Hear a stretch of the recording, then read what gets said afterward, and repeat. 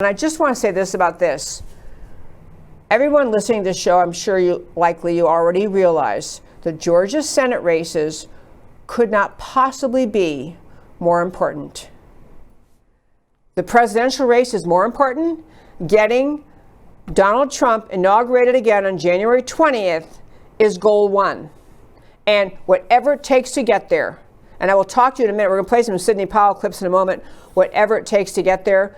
But getting him reelected is goal one, because this country cannot endure the Biden-Harris Marxist, socialist, communist agenda coming our way if Biden were to be actually residing in the White House and be the president. But in Georgia, right now what we have in the United States Senate, we have 50 Republicans, we have 48 Democrats, we have 2 seats that are up for grabs in Georgia. I sent Matt the Wonderful the pictures of these 2 people just so you can see them.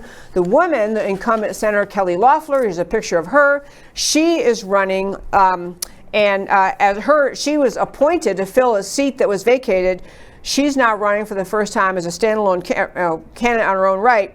Her opponent, Democrat opponent, is Reverend Raphael Warnock, who is a black pastor in Georgia, a definite radical leftist, but Georgia has a very large black population, and there's great concern that the black vote may just go with him because, you know, the notion of having a black senator in the United States Senate appeals to people. But Loeffler's standing up. She's been very good, just saying this is all about we have socialism or we don't. That's the whole. You know, we have freedom or we have socialism. I will stand in the stand and protect against it. Obviously, these 2 Senate races, it's very relevant or it matters a lot who's the president, because if Biden is the president and you have the 2 Democrats win in Georgia, there is no telling how much damage they can do to our country. This is why even if Biden somehow succeeds in the theft of the presidency, which I will never concede should be permitted, but if he were, you really need these 2 seats in the Senate to be held by the Republicans. The other one, I also sent the other gentleman's name, David Perdue, the other senator running for re-election in Georgia. He's been there, I think, I can't remember when, 2005 or something like that. And his candidate, his opposition, the Democrats, has John Ossoff, who is, as he describes himself, a Jewish son of immigrants, a younger guy, and he's running too. But Georgia has become kind of the ground zero for the battle for the Senate, and really it's the battle for America, how much power the left has versus the presidency. Now I want to go back and tell you there was a rally in Georgia today, and I sent Matt the Wonderful a clip. There was a rally. It was a Stop the Steal rally, and at this rally, both Sidney Powell spoke and Lynn Wood, this guy attorney, Lynn Wood, who is now kind of locked arms and working with Sidney Powell. They had a rally. It was so full of energy and passion, love for America. I actually just wrapped up in time to grab clips. I grabbed a relatively short clip of Sidney Powell speaking. I wanted to play that for you.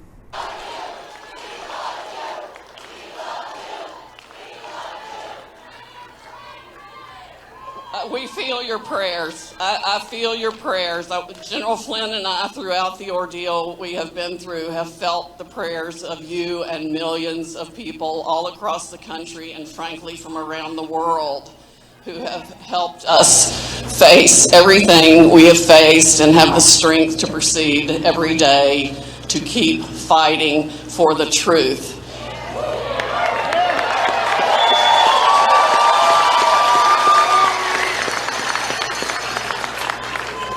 Americans around the world and freedom-loving people around the world are starved for the truth and for freedom. That is exactly what they have all tried to take away from all of us. It's been increasing exponentially for the last 20 years. It's unbelievable to me, as a child of the 50s that grew up in just an amazing time in this country when you could walk to school safely and have friends of all kinds, and there was none of the divisiveness, at least in my life and the lives of my friends, regardless of their color, that we see now.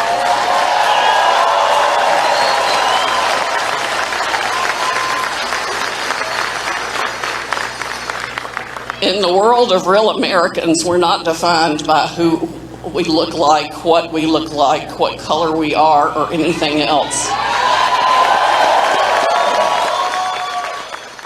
We're defined by our love for freedom and liberty and justice for all,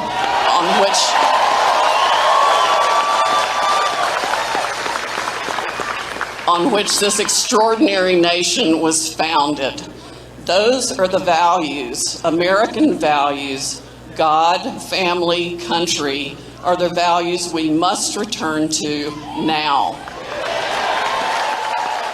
Okay, I'm gonna try to, yeah, thank you. Okay, I gotta tell you, she was extraordinary. Linwood was wound up. I wanted to wrap up that to say, because people, I'll tell you, I left the show yesterday. I had a friend texting during the day, can you call me when you're free? And this is a guy who is, very politically active, a solid Republican, African-American, very successful, very smart guy, really even-keeled. He's a picture of Mr. Even-keeled. And so I called him on the way back from after the show, and he was saying, basically, what are we going to do? What are we going to do? And he said, and he basically was saying, and it's funny because I haven't talked to him on this level about, the Marxist takeover of America and the theft in this election. And he's saying, this is our time to stand and fight. This is our time to stand our ground. We cannot wait until Biden has stolen this election. He's sitting in the White House. The Marxist takeover is complete. And then start fighting? He's saying the time to fight is now.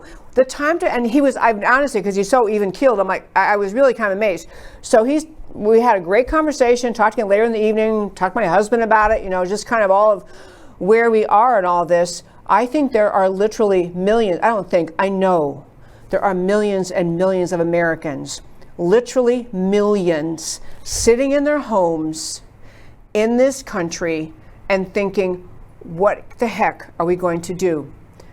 Anyone paying attention can see the left, they can see number one, the Democrats have attempted, and they appear to have, or they would say they have succeeded in stealing this election. They've succeeded in getting Joe Biden elected. They have not. There's been no final decision. Joe Biden is not president-elect, but they believe they have accomplished this. The Democrat Party believes they have accomplished Biden is going to be president. They believe they have also accomplished the infiltration of America's institutions and universities and places of power and media and academia. Everything has been filled by the Marxists for the last 100 years in this country with leftists and Marxists and communists and socialists pushing this country more and more to the left. They understand that the riots in America's cities were not genuine and did not come about because of anything wrong with America, anything bad about America, anything bad that happened. They understand the marches, the riots, the protests, the burning, the window smashing, the burning cars was all part of an ongoing plot to threaten America, to cause Americans to become less than satisfied, less than comfortable, just kind of to sit back in a sense of dis-ease and wonder, what's wrong with my country? Gee, I thought everything was fine, but all these people are so angry. Maybe I'm wrong. Maybe America really is the most deeply racist, terrible country that's ever been in the whole history of the planet Earth.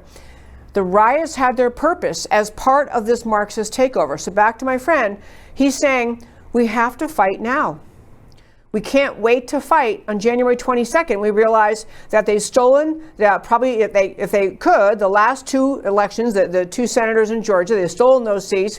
They've got the presidency. They have filled America's bureaucracies with radical communist, Marxist, leftists, socialists, and then the agendas move forward. It's a silent attack on America coming to fruition this time. And I was amazed because he really hasn't talked to me in those terms before. He's basically saying, we have to do something. We have to do something. We get in the fight now. So I want to talk to you about getting in the fight now. Getting in the fight now means, number one, go to that one website I've mentioned in the past, everylegalvote.com. at that website, send emails to every single legislator who's listed there. There's a form email you can use. You can write your own that says basically, don't you dare certify this fraud. Don't you dare certify this election because it's a fraud. You can send emails. You can go to Georgia. I have friends going to Georgia. You can go to Georgia, join numerous groups, knock on doors. The point of what I'm saying is the American left, the legislators who have these decisions to make, the courts that have decisions to make, including the Supreme Court, have got to be hearing from the millions and millions of Americans telling them we will not live under a fraud. We will not accept this election. We are not going to live under a fraud. So you better make the right decision and fix it. Get involved somehow. You can go to Georgia, many organizations, knock on doors, contact the GOP there, contact anybody. You can go to Georgia. You can tell your friends. You can be active in social media. But the whole idea that we're starting as a country to begin to pretend that Biden really won, and therefore we're going to say President-elect Biden made a new choice for some cabinet position. No. Stop acting like he won. Stop pretending that the fraud is real. There is a great need for Americans to be on fire. That rally at Georgia where you just saw Sidney Powell was speaking was packed. President Trump is going to be in Georgia. He's going to be holding a few rallies to support the Republican senatorial candidates. Get there if you can. Do something. Join the marches in your city. If you go to jerichomarch.org or .com, I think it's .com, jerichomarch.com.